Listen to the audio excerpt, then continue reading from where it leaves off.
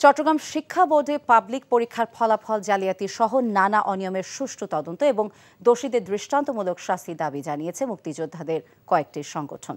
দুপুরে শিক্ষা বোর্ডের নবনিযুক্ত চেয়ারম্যানের কাছে বিভিন্ন অভিযোগ তুলে ধরেন তারা।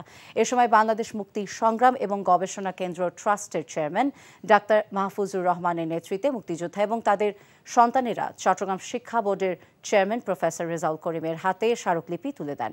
এতে উল্লেখ করা হয়, শিক্ষা বোর্ডে ফলাফল জালিয়াতি সহ নানা অভিযোগ দীর্ঘদিনের। এ কারণে অনেক মেধাবী শিক্ষার্থী তাদের প্রকৃত ফলাফল থেকে বঞ্চিত হচ্ছে। অভিযোগ করা হয়, চট্টগ্রাম শিক্ষা বোর্ডের পরীক্ষা নিয়ন্ত্রক অধ্যাপক নারায়ণ নাথ পাবলিক পরীক্ষার ফলাফল জালিয়াতি সহ নানা দুর্নীতিতে জড়িত। অভিযোগের সুষ্ঠু তদন্তের দাবি জানানো হয়।